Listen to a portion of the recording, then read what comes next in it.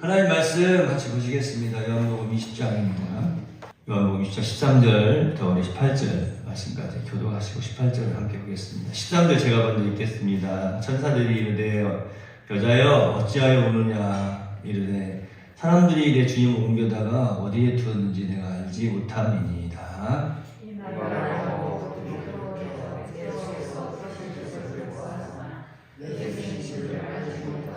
예수께서 이르시되 여자여 어찌하여 울며 누구를 찾느냐 하시니 마리아는 그가 동산지기인 줄 알고 이르되 주여 당신이 옮겼거든 어디 두었는지 내게 이르소서 그리하면 내가 가져가리이다.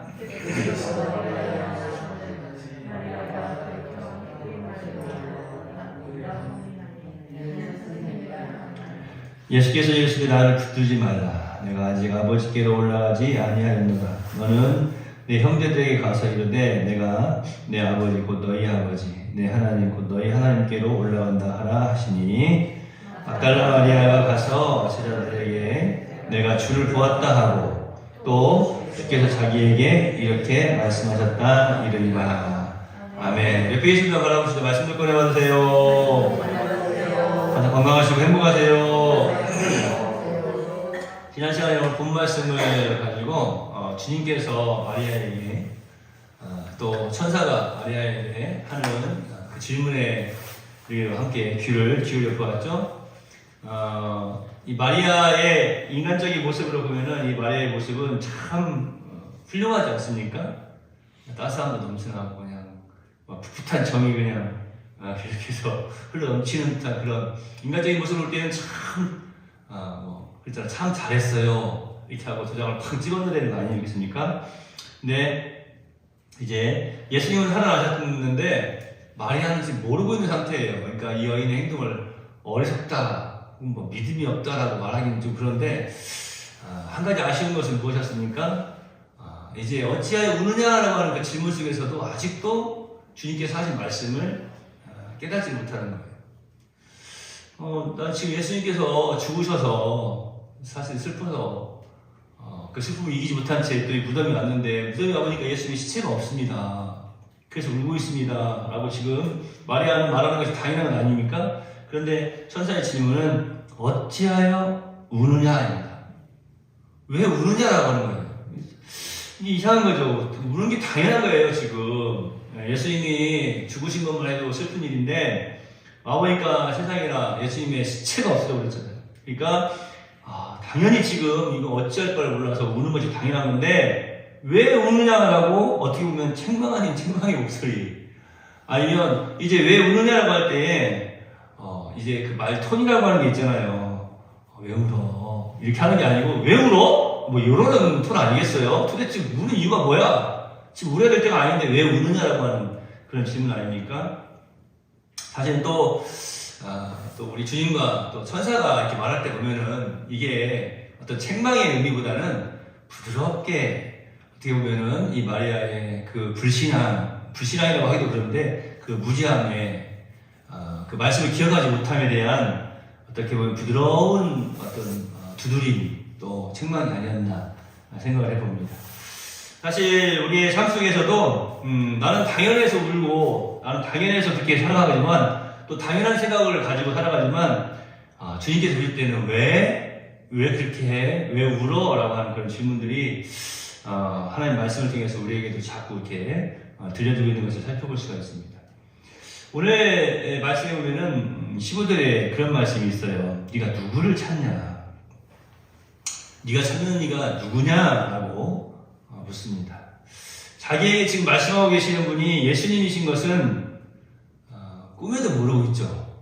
그러니까 동산지기인 줄 알고 예수님의 시체를 가져다가 어디 나왔으면 저한테 일러주세요. 제가 가져가겠습니다. 이런 표현까지 이제 하는 거예요. 말씀을 이제 살펴보고 또 이렇게 살펴보면서 이걸 만약에 어떤 영화나 드라마 같은 걸 찍었다면 카메라가 딱 예수님의 그 표정을 비췄다면 예수님의 표정이 어떤 표정이었을까요? 평소에 자기를 그처럼 살아가고 따르던 이 마리아가 자기를 동산지기인 줄로 알고 세상에나 그 왜 그랬을까요? 정말로 너무나 이 변화된 모습이 예수님의 부활체의 모습이 너무나 예수님과 달라서 그랬을까요? 틀림없이 아닙니다. 앞에서 어찌하여 오느냐에서도 우리가 살펴본 것처럼 지금 마리아는 예수님이 지금 부활하셨다고 하는 것은 상상조차 못하고 있는 거예요. 좀 더 이렇게 좀 자세히 보면서 주님이시네? 이렇게라도 좀 알아봤으면 얼마나 좋았겠어요. 그런데 그러지도 못하고 너무 지금 슬픔에 빠지고 지금 막 당황스러워가지고 예수님의 시체가 없어진 것을 생각하면서 예수님은 죽었으니까. 그죠? 그러니까 이 마리아가 그런 모습을 딱 볼 때 카메라가 촥 가가지고 예수님의 표정을 만약에 비춰주셨다면 그 표정을 우리가 볼 수 있다면 아마 그 어떤 설교보다도 큰 도전이 되고 감동이 되지 않겠습니까? 아, 나로 말미암아서 우리 예수님은 저런 표정을 짓지 않도록 해야 되겠구나. 어떻습니까? 우리가 예수님이 지으셔야 될 표정이 뭡니까? 조금 뒤에 이제 예수님과 마리아와의 대화 가운데서 나오는데 이제서야 예수님을 알아보는 그 마리아를 보면서 예수님의 표정이 어떻게 달라졌을까요? 자기에게 지금 말씀하시는 분이 예수님이신데 예수님인 것을 알지 못하는. 자, 보세요. 이전에도 성육신으로 이 땅에 오신 예수님, 말씀이 육신이 되어 이 땅에 오신 예수님, 그 주님께서, 예수님께서 자신의 죽음 이후에 부활에 대해서 분명하게 말씀을 해주셨거든요. 그런데 그 부활에 대해서 알지 못하고 그 부활에 대해서 믿지 못했던 예수님을 따르는 제자들과 많은 사람들. 오늘 이 자리에서 부활의 아침에, 실제로 그 부활의 영광의 아침에 그 부활의 영광의 모습으로 주님께서 나타나셔서 말씀하고 계시는데 말씀하시는 분이 예수님이신 것을 알지를 못하고 있다는 거예요. 너무나 아직도 깊은 슬픔에 빠져서 계속해서 마리아가 찾고 있는 것이 있었죠? 무엇이었습니까? 예수님의 시신이에요. 어찌하여 오느냐? 라고 할 때에도 깨닫지 못했어요. 네가 무엇을 찾느냐? 라고 질문을 던지실 때에도 깨닫지 못했어요. 자, 조금만 우리가 이성적으로 조금 한번 판단을 해봅시다. 어찌하여 우느냐라고 할 때에도 아니 우는 게 당연한데 왜 우느냐고 물어보는 것은 무슨 이유가 있네. 말 속에 뼈가 있다고 하면서 무슨 이유가 있구나고 다시 한번 생각해 볼 수 있잖아요. 네가 누굴 찾아? 라고 할 때 당연히 내가 지금 무덤에 와가지고 예수님의 몸에 향품을 바르려고 무덤에 왔는데 예수님의 시신을 찾고 있는데 누굴 찾느냐고 물어? 말이 이렇게 무덤에 와서 지금 누굴 찾겠어요? 산 사람을 찾겠어요? 그 이상한의 말에 좀 무슨 의미가 있는 것 같은데? 이렇게 좀 다시 한번 이성적으로 좀 판단하고 다 되짚어 볼 수 있지 않았겠어요?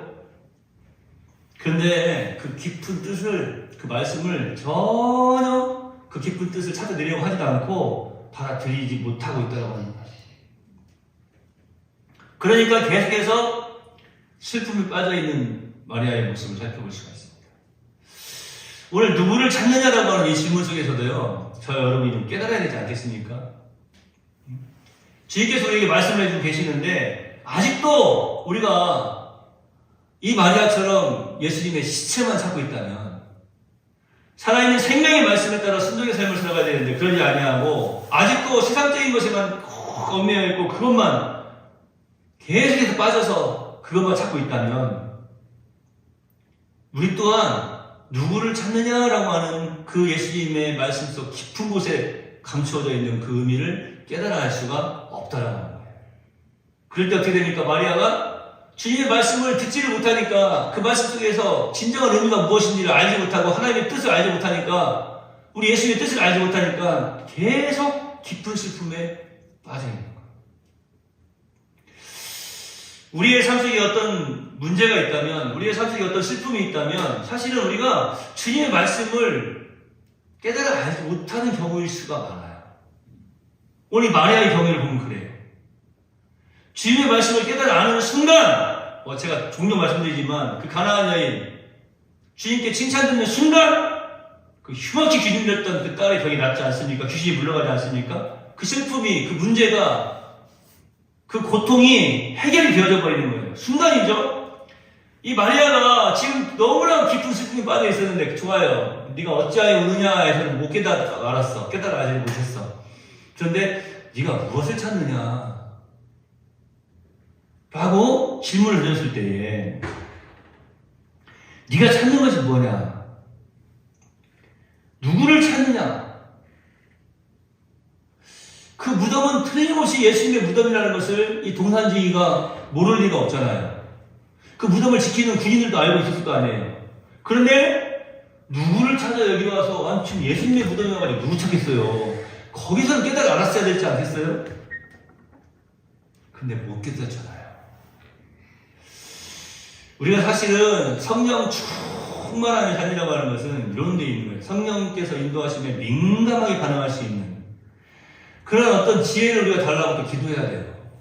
하나님께서 말씀하실 때 그 말씀을 들으면서 그냥 무디어져 있어가지고 깨달아 알지 못하고 있는 그런 상태가 아니라 누구를 찾느냐라고 하는 그 질문을 던지시는 그 주님의 얼굴을 바라볼 수 있는 그 주님의 음성을 쫓아갈 수 있는 그런 하나님의 사람들이 되어야 하지 않겠습니까?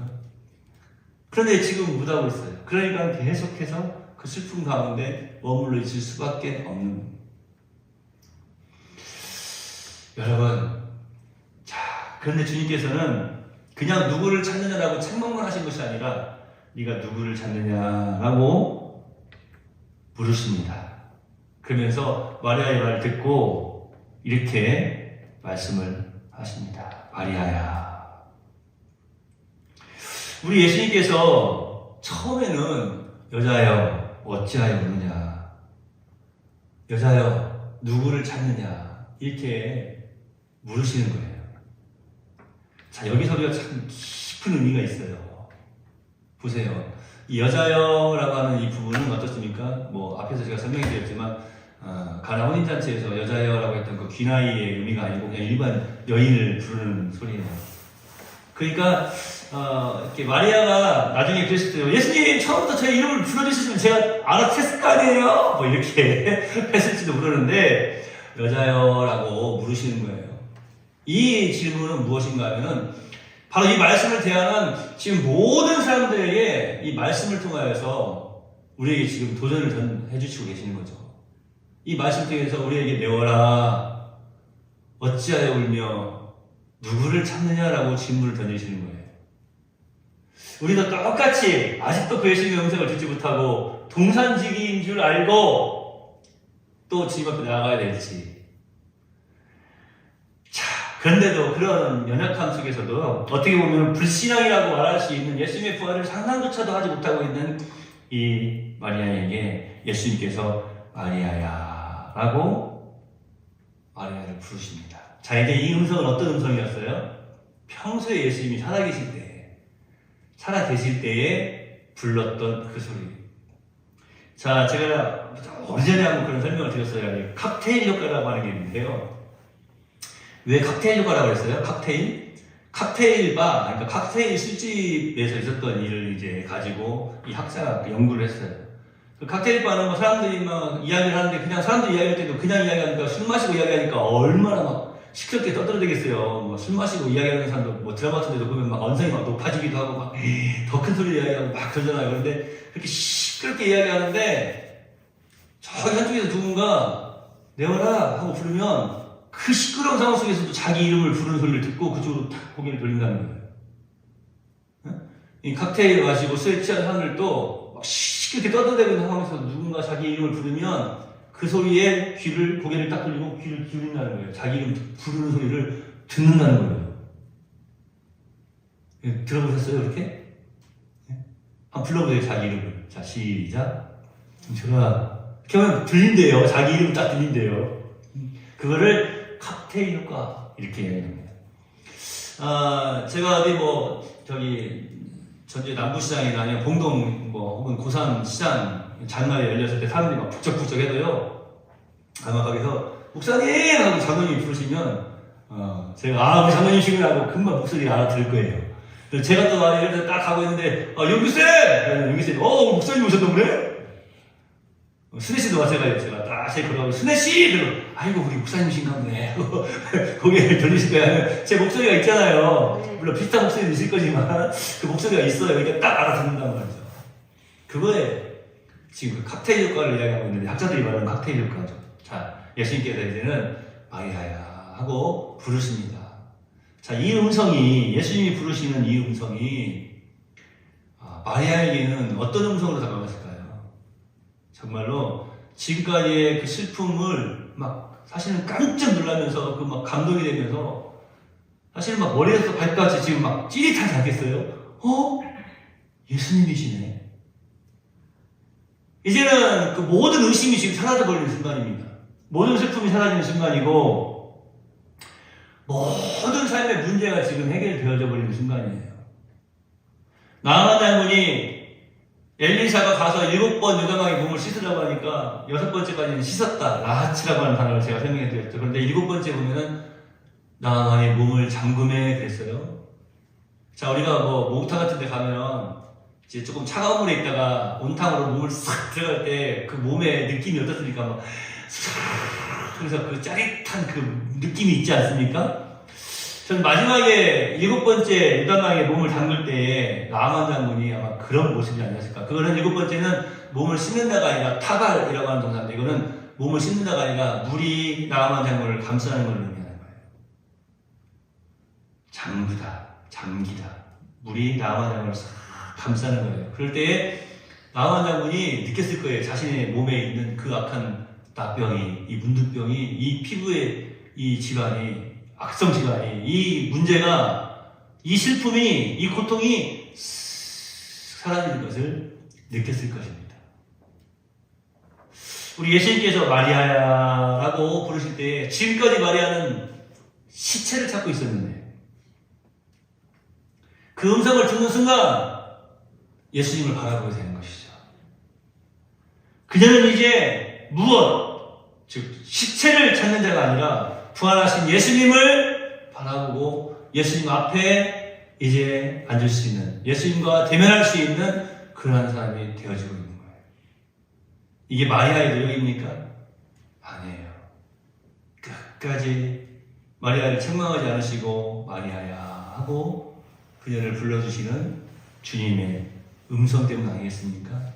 바로 이 하나님의 말씀이 우리 신앙인들의 삶 속에는, 우리 하나님의 사람들의 삶 속에는 이러한 능력이 있는 것입니다. 이 하나님의 말씀이 지금 내워라 하고 우리를 부르시고 나를 부르실 때에 우리가 이제 그 음성을 깨달아 알고 아멘 하며 겸손하게 무릎을 꿇을 줄 아는 자들, 귀를 열고 그 음성을 받아들이고 우리의 삶 전체에, 아니 우리의 모든 인생 전체에 그 주님의 말씀을 적용해 가며 살아갈 수 있는 그런 지혜로운 자들이 다 되어야 될 줄 믿습니다. 마리아의 생각을 바꿔놓으신 분이 누구십니까? 바로 예수님이시죠. 오늘 또 이 밤에 지금까지 살아가면서 우리가 시체만을 찾고 있었다면 그런 우리의 모습, 우리의 삶 속에서 징징대면서 계속해서 울고 있는, 슬픔에 빠져있는 우리의 모습을 바라보시면서 다시 한번 부드러운 음성으로 마리아야 부르시는 그 주님의 음성, 내워라 부르시는 그 주님의 음성, 그 음성을 깨달아 알고 더욱더 우리를 불러주신 주님께 감사와 또 찬송과 영광을 올려드릴 줄로 믿습니다.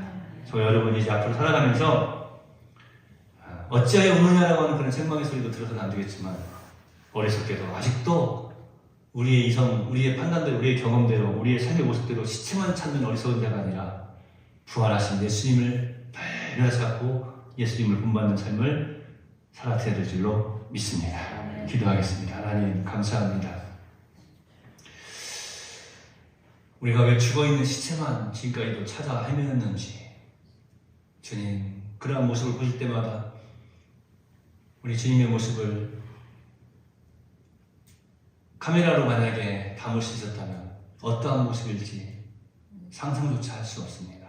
그리고 몸둘 바를 모르겠습니다. 주님 어찌하여 오느냐라고 안타까워하시며 책망하시는 주님의 음성을 듣는 자들이 아니고 참으로 하나님의 말씀을 철저하게 믿고 또 그 말씀에 순종하는 귀한 삶을 살게 하옵시며, 또 네가 누구를 찾느냐라고 우리에게 말씀하시는, 도전하시는 그 주님의 음성을 들으면서 우리가 지금까지는 세상의 방법에 따라서 내 이성과 내 경험과 내 기준에 맞추어서 내 판단에 따라서 시체를 찾았던 마리아처럼 살아왔던 것을 용서해 주시옵시고, 이제는 주님의 음성을 온전히 깨달아 알고 내어라 부르시는 그 주님의 음성에 감사하며 나아갈 줄 아는, 또 감격하고 더욱더 하나님께 감사와 찬송과 영광을 올려드릴 줄 아는 지혜로운 자들이 다 되게 하여 주시옵소서. 우리의 연약함을 용서하시고 언제나 주님의 말씀에, 주님의 말씀 앞에 겸손하게 무릎 꿇는 참으로 복된 그리스도인들이 다 되게 해 주시옵소서. 하나님, 내월교회를 더욱 사랑해 주시고 우리 주님께서 내어라 불러주실 때마다 그 큰 은혜의 임을 깨달아 알고 우리에게 주신 하루하루의 삶을 감사와 찬송과 영광으로 올려드리는 부탁해드리는 귀한 우리 내월교회가 되도록 인도해 주시옵소서. 하나님, 오늘 이제 2-3일 기도회 마친 후에 잠시 또 우리가 예결산위원회로 모입니다. 지금까지도 우리 내월교회를 지켜주신 하나님 감사합니다. 주님 오시는 그 순간까지 한 차례라도 마이너스나 어려움에 빠지지 아니하도록 경제적으로도 하나님 늘 채워주시옵시고 재정적으로도 부족한 것들을 인도하시며 특별히 모든 성도들의 사업 위에도 복의 복을 더하시며 우리 자자손손에 이르기까지 하나님 주시는 풍성한 은혜의 복으로 가득가득 채워주시어서 아버지 하나님께서 더욱더 기뻐하시는 일에 넉넉하게 많이 허락하신 것들을 활용할 줄 아는 지혜로운 주의 백성들 또 그 자손들이 다 되게 해 주시옵소서. 하나님, 어두운 밤길 돌아가는 발걸음도 주의 은혜로 지키시고 함께 해주시기를 소망하오며 예수님의 이름으로 거룩하신 아버지 하나님께 하늘이 기도하옵나이다. 아멘. 하늘에 계신 우리 아버지여, 이름이 거룩히 여김을 받으시오며 나라의 마옵시며 뜻 하늘에서 이룬 것 같이 땅에서도 이루어집니다. 오늘날 우리에게 유용한 양식을 주옵시고 우리가 우리에게 죄 지은 자를 사하여 준 것 같이 우리 죄를 사하여 주옵시고 우리를 시험에 들게 하지 마옵시고 다만 악에서 구하옵소서. 그 나라와 권세와 영광이 아버지께 영원히 있사옵나이다. 아멘.